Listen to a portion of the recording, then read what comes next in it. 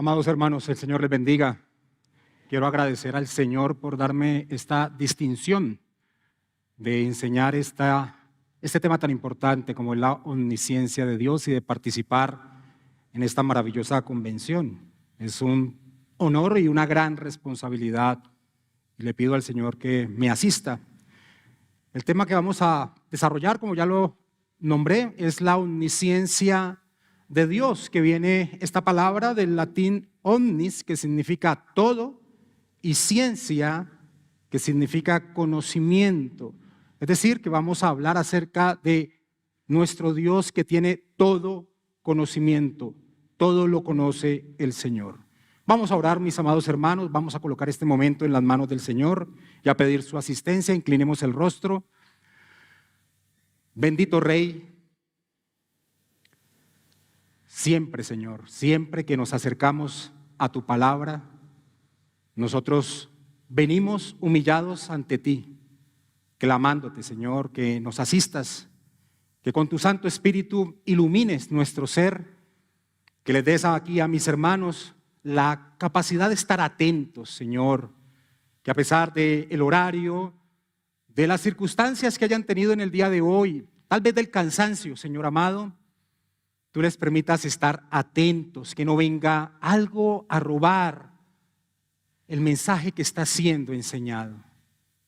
Y yo te clamo que me asistas, Señor, que me permitas ser fluido en mi enseñanza y con la autoridad que corresponde cuando hablamos en torno a tu bendita palabra, Señor. Nosotros te pedimos todo en el nombre de nuestro Señor Jesucristo. Amén y amén. Mis amados hermanos, quiero iniciar utilizando la definición que dio el pastor y teólogo Arthur Pym en torno a lo que es la omnisciencia de Dios.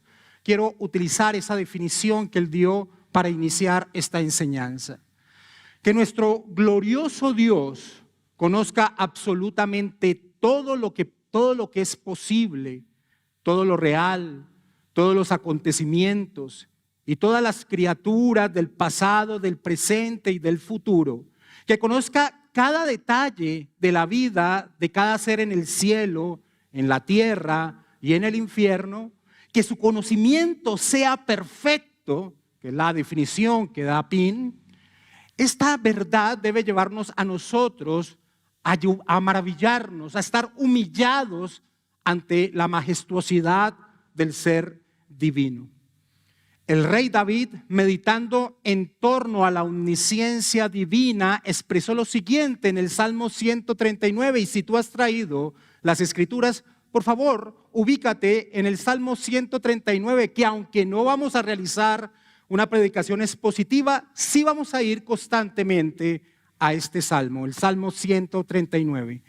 El rey David, en los primeros versículos de este salmo, medita en torno a la omnisciencia divina y termina señalando en el versículo 6 lo siguiente: tal conocimiento es demasiado maravilloso para mí, alto es, no lo puedo comprender. Pero estas palabras que David expone demarcan el camino, señalan el camino que debemos seguir ante las perfecciones de Dios que las benditas escrituras exponen. Y este es el camino de la prudencia, de la humildad, de la humillación. Aceptar que el ser de Dios nos supera lo que nuestra razón puede llegar a abarcar, pues es la verdad en torno al ser infinito, el Santísimo, tratando de ser entendidas por seres finitos y pecadores. Así que esta expresión de maravilla de David en el versículo 6 nos señala en el camino cuando nos acercamos ante las perfecciones de Dios. Ese es el principio fundamental del creyente: el sometimiento y la aceptación gozosa de su inmensidad, no el camino de la especulación del raciocinio del ser humano. El sometimiento a lo que la bendita palabra nos enseña en torno al ser de Dios. Consciente de esta realidad, Spurgeon, el gran predicador inglés del siglo XIX, en torno al atributo de la omnisciencia de Dios, el conocimiento divino, expresó lo siguiente: es muy elevado, no lo puedo alcanzar. Por más que trato de escalarlo, sigue siendo para mi mente inalcanzable. Por mucho que remonte a las altas regiones espirituales del pensamiento, sigo con la sensación de que permanece por encima de mí. Nuestra mente no tiene cordel con qué medir el infinito. ¿Nos atreveremos a cuestionarlo? Mejor será que nos limitemos a creer y adorar, y no sorprendernos de que el Dios ilimitado y glorioso disponga de un conocimiento muy por encima de cualquier otro que nosotros podamos alcanzar. Pues tiene que ser así forzosamente, ya que somos seres sumamente limitados. Y por mucho que nos pongamos de puntillas, termina señalando Spurgeon, no alcanzamos siquiera al primer peldaño del trono del Eterno. Ese es el camino, y por eso quiero iniciar con este punto. El camino cuando nos acercamos en torno a las perfecciones de Dios, en torno a la omnisciencia divina, debe ser el camino de la humildad, de la humillación, postrados, maravillados ante lo que la bendita palabra del Señor nos expone, nos muestra en torno al ser divino. Así que es un aspecto que se ha enfatizado mucho desde el día de ayer. La verdad en torno a Dios debe generar en nuestro ser reverencia, sumisión, doxología, glorificación a Dios. Y en esta enseñanza, en torno a la omnisciencia divina, vamos a abordar 4 puntos. El primero de ellos será mostrar cómo las Escrituras, de una manera lógicamente breve por el tiempo, exponen la extensión y la universalidad del conocimiento de Dios. El segundo tema será la manera o forma de su conocimiento. El tercer tema, que tal vez va a ser el más denso, es un mal entendimiento del conocimiento divino que se ha presentado dentro de la historia de la iglesia cristiana, y solo lo voy a traer como un ejemplo de muchos otros que han surgido en torno a este atributo de Dios. Y vamos a finalizar en el cuarto punto con las aplicaciones o afectaciones que la doctrina de la omnisciencia divina debe traer a la vida del creyente. Así que, mis amados hermanos, vamos a iniciar con el primer punto: la extensión del conocimiento divino. David, allí en el Salmo 139, expone la extensión del conocimiento divino, y lo hace señalando el grado exhaustivo de conocimiento que tiene Dios en relación con su vida, con su existencia, con su ser. Por favor, leamos los 3 primeros versículos, si estás allí con las Escrituras, del Salmo 139. Oh Jehová, tú me has examinado y conocido. Tú has conocido mi sentarme y mi levantarme. Has entendido desde lejos mi pensamiento.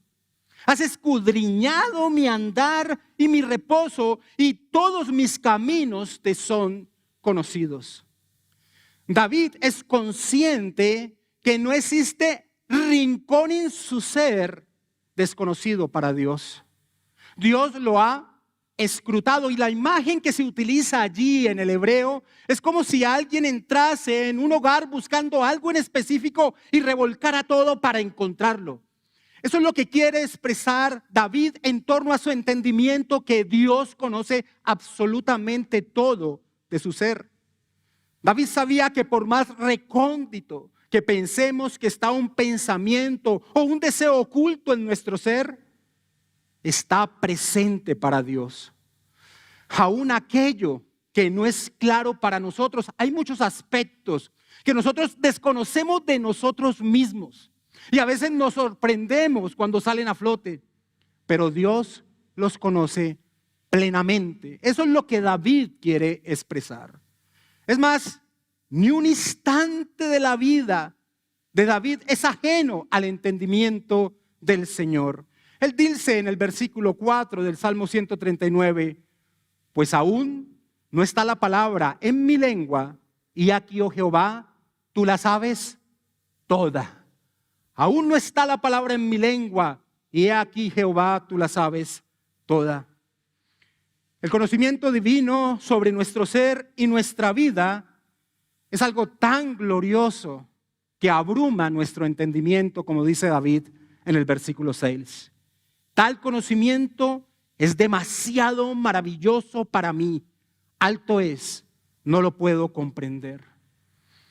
Mis amados hermanos, que el creador de todo lo que existe, aquel que sustenta todo, que el Rey del universo nos conozca de manera particular a este nivel, que el infinito se fije de esa manera en seres tan finitos, tan ínfimos, es algo maravilloso.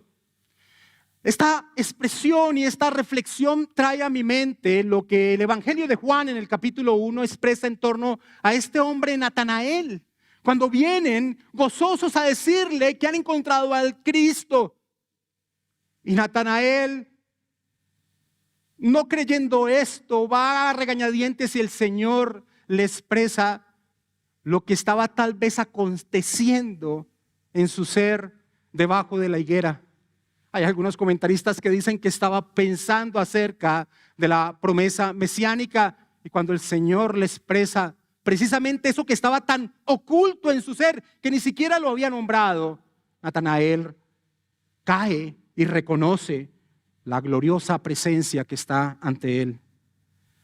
Que su conocimiento sea un conocimiento eterno, que el conocimiento de Dios sea un conocimiento eterno, no pasajero, no por un aspecto en particular, es algo que nos deja extasiados.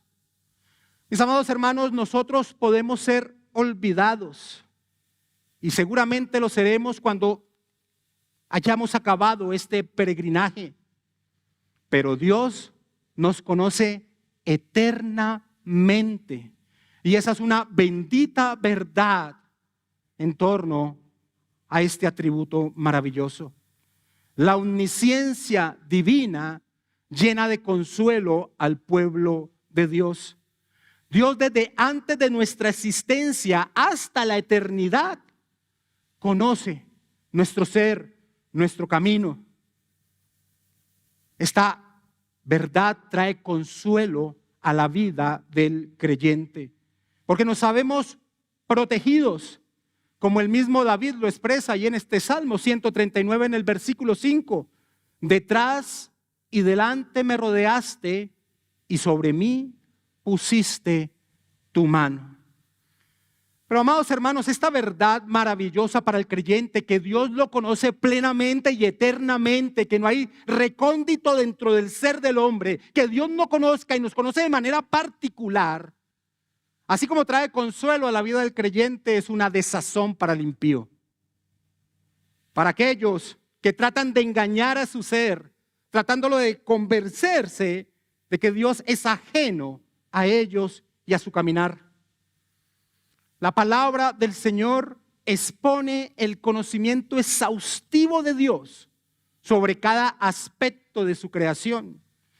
Vamos a ver algunos pasajes bíblicos que revelan, que señalan, que muestran esta verdad. Por ejemplo, el autor de la epístola a los Hebreos dice en el capítulo 4, versículo 13 de la epístola a los Hebreos lo siguiente. Dice, y no hay cosa creada que no sea manifiesta en su presencia. Antes bien, todas las cosas están desnudas y abiertas a los ojos de aquel a quien tenemos que dar cuenta. Las Escrituras dan testimonio de la extensión del conocimiento divino, expresándolo desde diferentes ángulos de su creación. Y quiero iniciar con este ángulo. Yo tengo un padre que tiene 86 años y por la bondad del Señor, el Señor le ha dado una muy buena salud, tanto física como mental. Yo voy a cumplir 50 años y en mi ser está grabado una frase repetitiva de él, Y es que siempre que salen las noches y yo estoy acompañándolo, él me dice, cuando yo estaba niño, en el pueblo en que él nació, Sopó, Cundinamarca, él dice que él salía y se quedaba extasiado al ver el cielo tachado de estrellas. Él dice que él nunca volvió a ver eso que de niño quedó grabado en su mente. Seguramente, y sabemos por qué, por la polución, por las luces de la ciudad, nos ocultan esta maravilla, pero para él quedó grabado y para mí ha quedado grabado esto. Pues las Escrituras nos enseñan que Dios conoce cada una de esas constelaciones de manera particular, las llama por su nombre. En el Salmo 147, versículo 4 y 5, dice, Él cuenta el número de las estrellas. A todas ellas llama por su nombre. Grande es el Señor nuestro y de mucho poder, y su entendimiento es infinito. En torno a las criaturas animadas, la extensión del conocimiento divino sobre cada una de ellas se expresa al señalar que la vida de la más pequeña de las aves no está ajena a su entendimiento. Nuestro Señor, guiando a aquellos que ha elegido para cumplir la labor apostólica, enseñándoles que Él está presente, que Él tiene cuidado de ellos, les dice, ¿no se venden 2 pajarillos por un cuarto? Con todo, ni uno de ellos cae a tierra sin vuestro Padre. Aún la más pequeña de las criaturas animadas, vivientes, no está fuera del entendimiento de nuestro Señor. Y en ese mismo pasaje se expresa que aún los aspectos más insignificantes a nuestro entender se vinculan con el conocimiento divino. Pues aún vuestros cabellos están todos contados, dice el Señor en Mateo capítulo 10, versículo 29 y 30. Pero el conocimiento divino no solo abarca las criaturas animadas, sino que involucra los acontecimientos que se desarrollan en el tiempo. La Escritura expone que Dios los conoce plenamente, los pasados, los presentes y los que están por venir. En un pasaje que me ha llamado mucho la atención, que está unido a muchos atributos divinos, como Isaías capítulo 46, versículo del 9 al 10. Dios dice en ese pasaje, acordados de las cosas pasadas y desde los tiempos antiguos, porque yo soy Dios y no hay otro Dios, y nada hay semejante a mí. Dice que anuncio lo por venir desde el principio y desde la antigüedad lo que aún no era hecho. Tal es el grado de profundidad del conocimiento de Dios que abarca aún aquellos acontecimientos posibles que nunca llegaron o llegarán a ser. Nuestro Señor Jesucristo expresó lo siguiente en Mateo capítulo 11, versículo 21.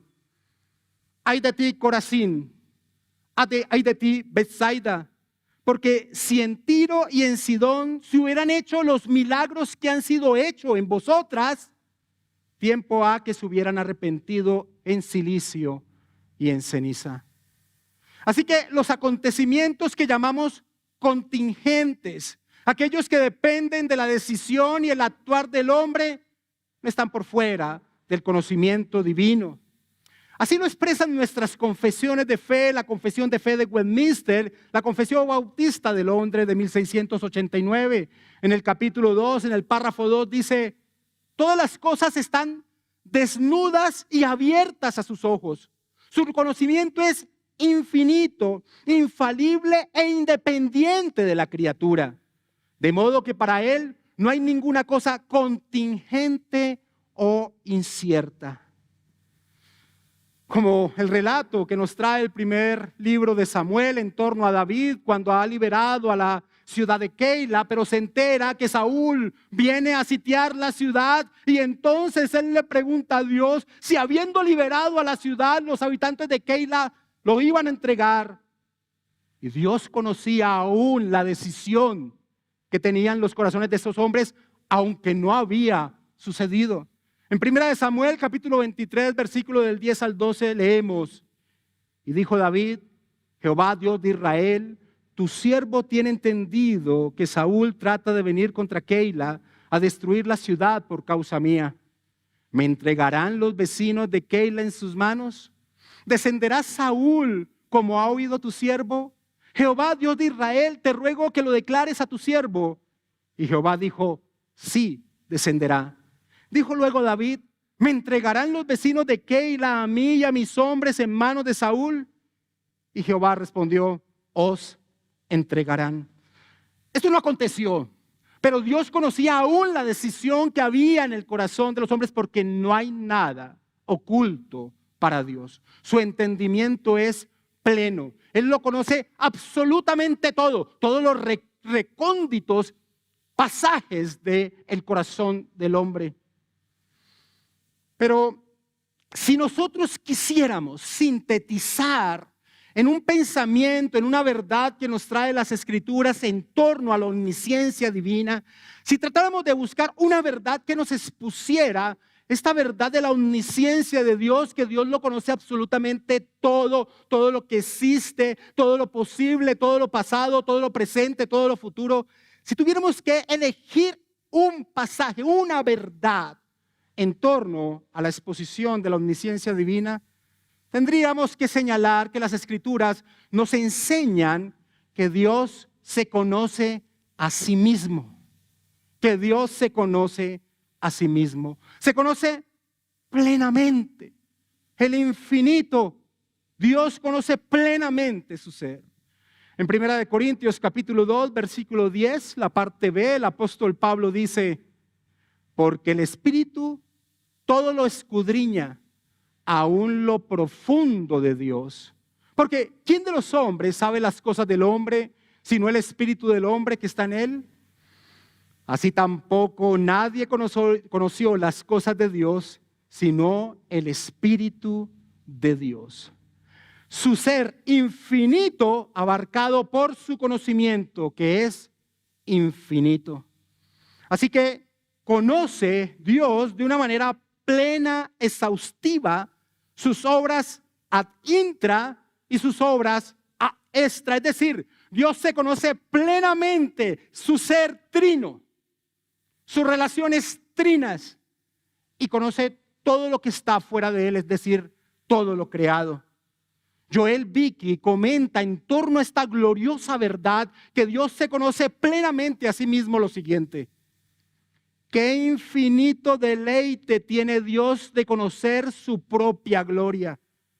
Comparado con el conocimiento de sus perfecciones divinas, el conocimiento de Dios del universo creado es una cosa muy pequeña, termina señalando Vicky.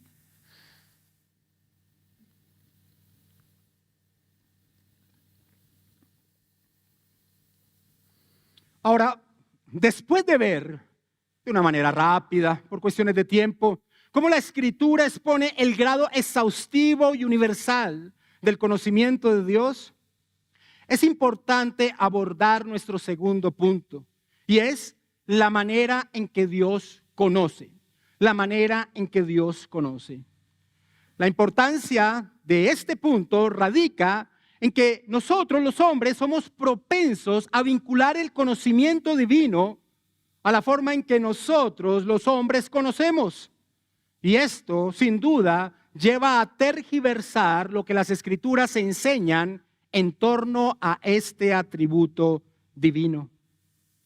El pastor y teólogo Samuel Renihan, en torno a ese peligro que hay de tergiversar cuando hablamos de la omnisciencia de Dios, de que Dios conoce absolutamente todo, y tratarlo de vincular como nosotros entendemos el conocimiento, Samuel Renihan expresa lo siguiente: el peligro no está en hablar de la mente del Señor, sino en reducir a Dios al nivel del lenguaje que Él usa para hablar con nosotros, sus criaturas.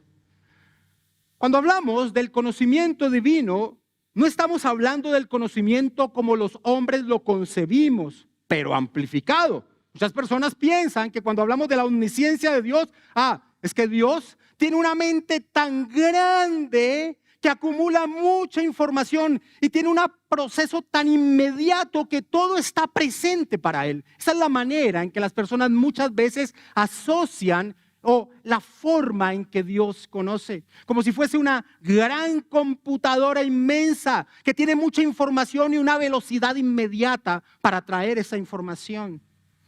Pero no, cuando hablamos del conocimiento divino, estamos hablando del conocimiento en torno a un ser que es diferente a nosotros.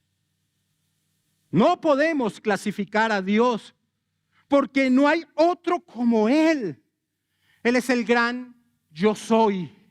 Así que hay un gran peligro en torno a cualquier atributo divino con este lenguaje analógico que utiliza las Escrituras para hablarnos acerca de Dios, de tratar de vincular la forma en que nosotros, por ejemplo, con este atributo conocemos de la manera en que Dios conoce.